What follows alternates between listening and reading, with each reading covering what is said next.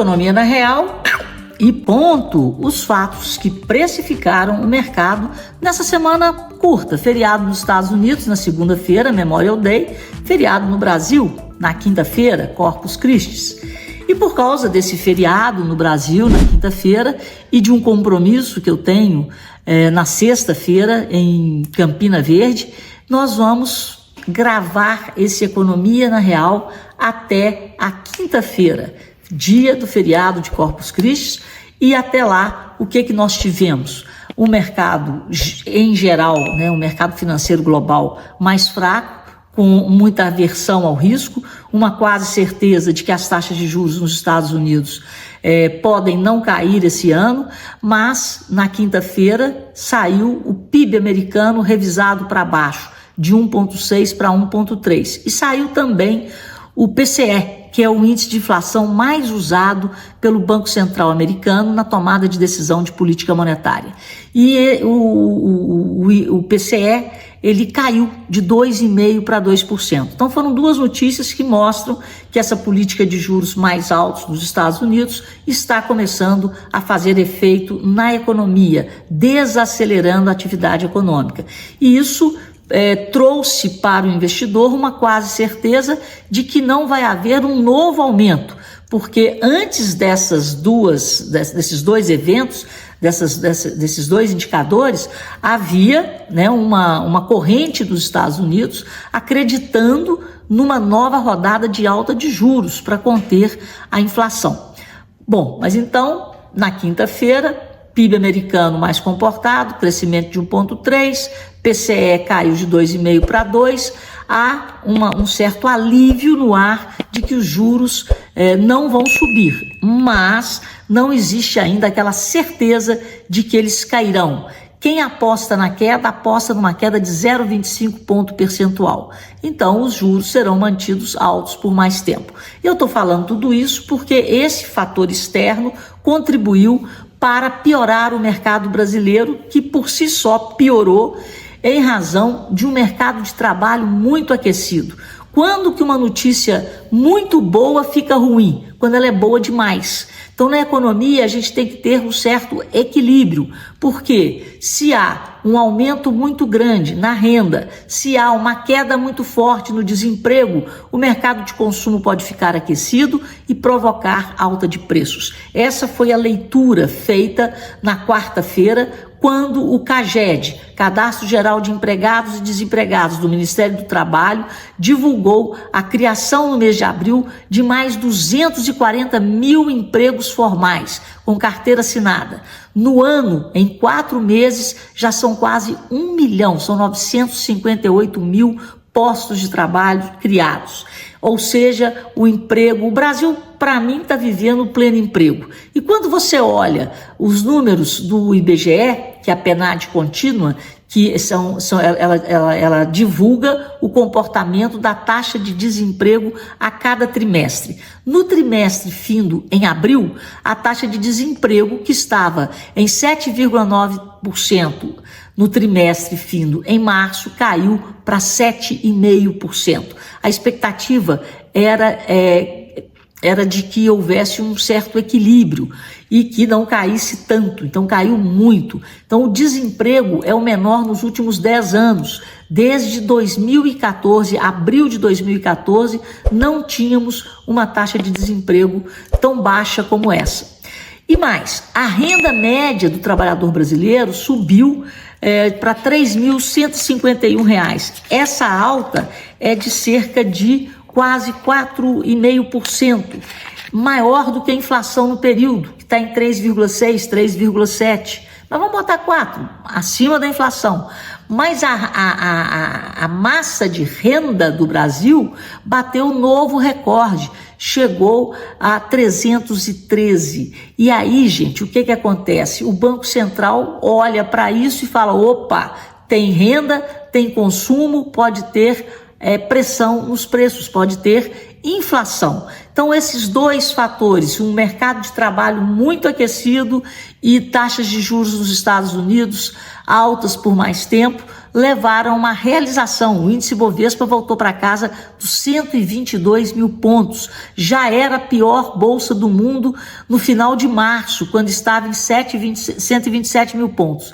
E agora 122 mil pontos. E ainda existe no Brasil o problema fiscal, o risco fiscal. As contas públicas, saiu o resultado do acumulado em abril. Para vocês terem uma ideia, o resultado nominal do setor público consolidado em 12 meses, aí você tem a União, os estados e os municípios, é o pior. Nem na pandemia nós tivemos um déficit tão grande. O déficit chegou a 1 trilhão e 42 bilhões em janeiro de 2021.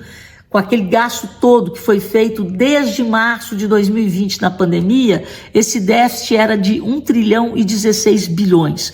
E nós não estamos passando por pandemia nenhuma. Nós estamos passando por um momento muito delicado em que o governo gastou antes de arrecadar. Ele foi aumentando despesas, achando que teria receita suficiente para cobrir essas despesas, e não está tendo.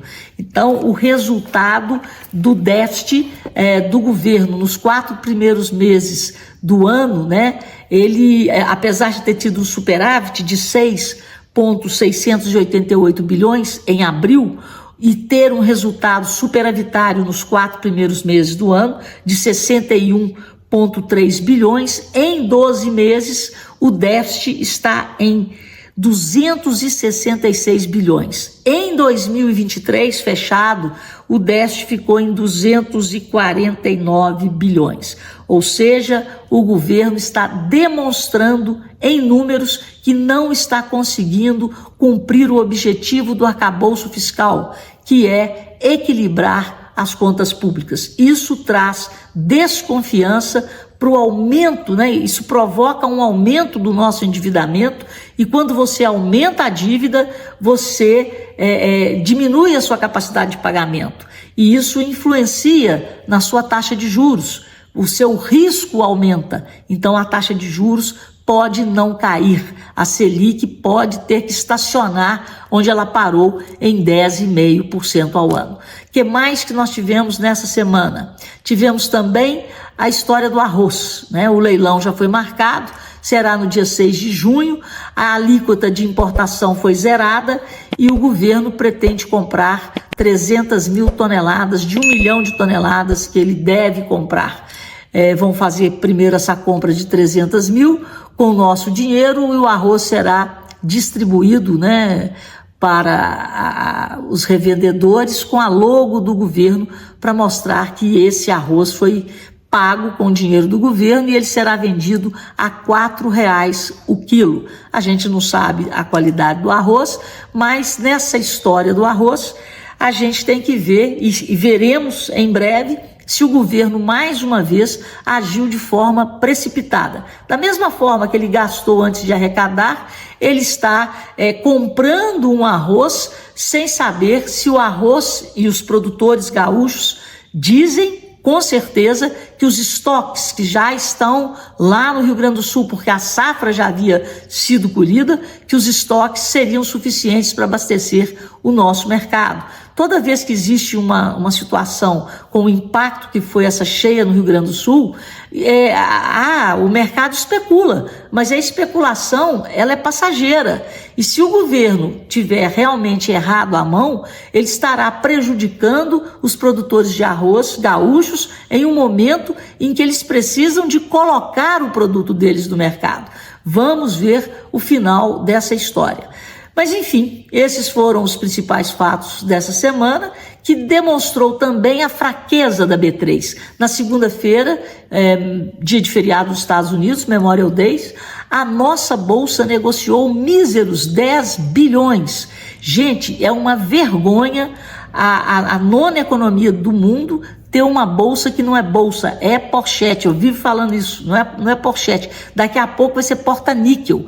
E isso demonstra a fraqueza do mercado de capitais, que é um mercado extremamente importante, que é um mercado que financia o crescimento das empresas. E o mercado de capitais, ele é financiado pelo público, ou seja, ao invés de ir ao banco pegar dinheiro, as empresas colocam títulos de dívida ou ações no mercado.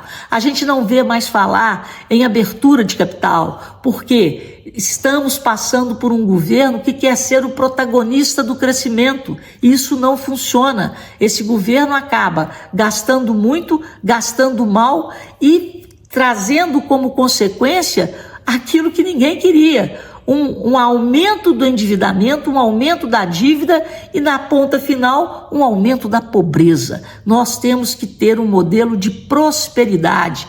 Cabe à iniciativa privada organizar os fatores de produção, produzir bens e serviços, contratar, correr risco. E cabe ao governo arrecadar impostos e tributos em cima da produção e em cima da circulação das mercadorias. E aí, com esse dinheiro, fornecer aos brasileiros educação, saúde, segurança de qualidade. Mas aqui está funcionando tudo ao contrário. Mas, enfim, foram esses os destaques. Eu encontro com vocês na semana que vem e será uma semana muito especial, graças a uma força-tarefa que foi feita aí por amigos, né, e pela família, minha sobrinha Diana, o Léo, a Gisele. Quero agradecer, mandar um beijão para todo mundo e muito obrigado. Atingimos 1000 inscritos no canal do YouTube e vamos voltar à live do YouTube. Na semana que vem teremos uma economia na real especial e um sextor especial para comemorarmos 25 mil seguidores no Instagram e a meta aí, conseguimos recuperar 1000 inscritos no meu canal, mas eu estou ainda trabalhando para recuperar os 6.000 que foram hackeados, né? E que estou brigando aí com a Google para ver se a Google me devolve os meus inscritos e os meus 548 vídeos que foram hackeados. Um beijo no coração de vocês. Até!